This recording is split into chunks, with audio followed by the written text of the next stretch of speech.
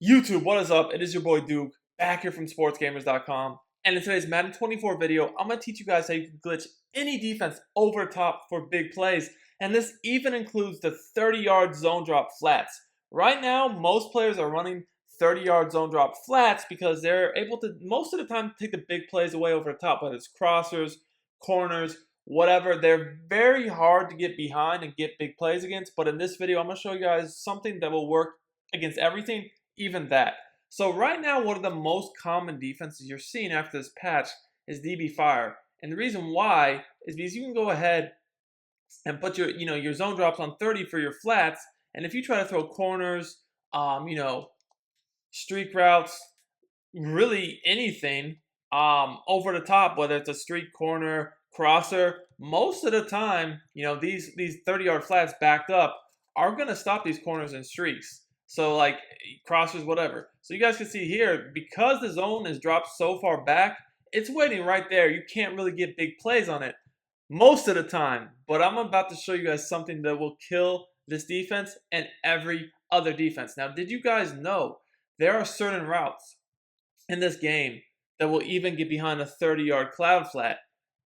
They're very few and far between, but there are a few exceptions. And this play is actually a preview, a sample taken from my Madden 24 Philadelphia Offense 2.0, which is available on sportsgamers.com for VIP members. So if you want to get better at Madden 24, click the link in the description. I've also pinned in the comments to check out my VIP membership. You get access to every ebook and tip we put out all year long. And I got my coupon code Duke, give you 10% off your order. So this offense is unstoppable. I'm going to show you something that I use personally from the Eagles offensive playbook out of the gun bunch offset.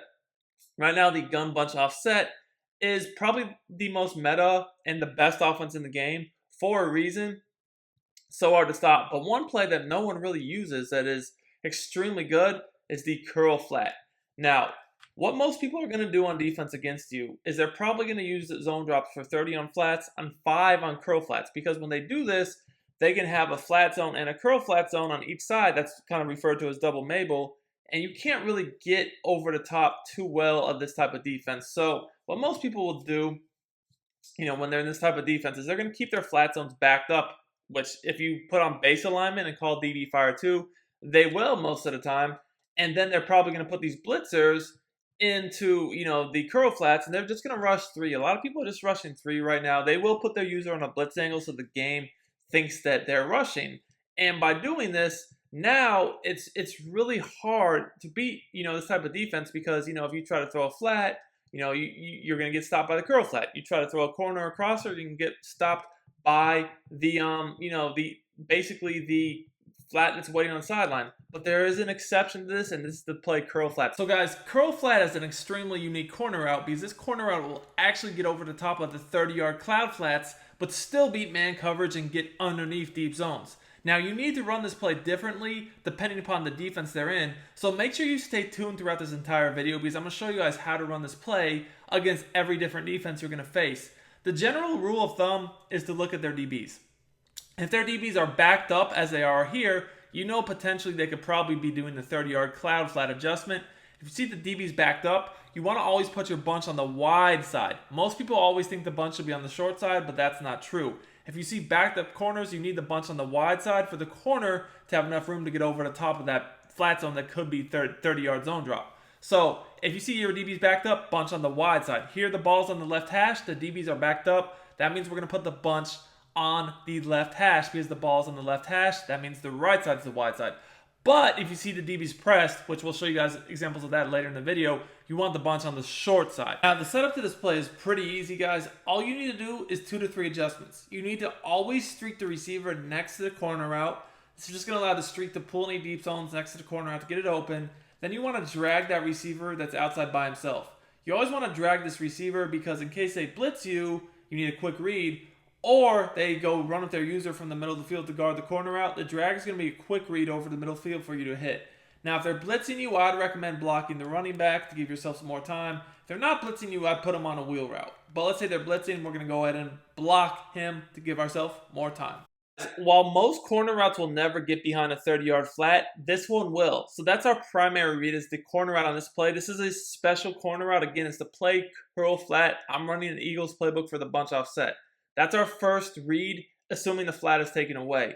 Now the drag is going to be our second read, because you need a read coming over the middle in case they run over there with their user to try to stop the corner route. But as you guys can see, this will get over the top of the 30-yard flat even when it's backed up. But you need to run it to the wide side of the field, the wide side. Because if you try to run it to the short side, you're not going to have enough room. So basically what's going to happen here is we just need the streak to kind of hold the deep zone.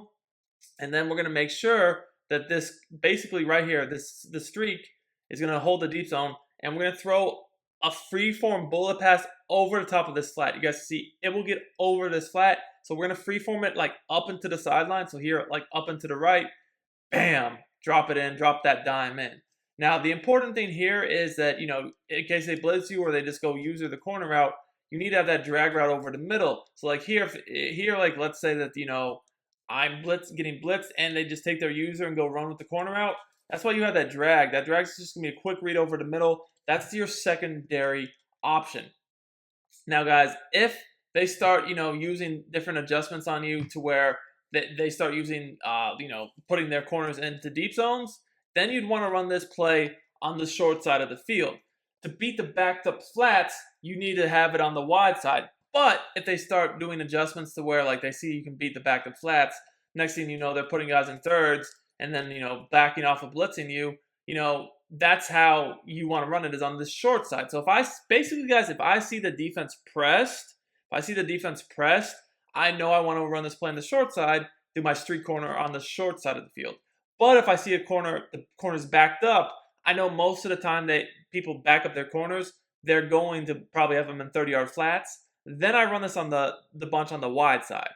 So here, again, I can see the corners are pressed. That means it could be a deep zone out there potentially. So I want to run this on the short side. And even if it's a flat that's zone dropped, if it's not backed up, it doesn't matter. We can run this on the short side. We only need to run this on the wide side when they're doing the flat zone adjustment where it's backed up. So if we're pressed, we're going to put our bunch on the short side. We're on the right hash here. That means the bunch will be on the right because it's the short side.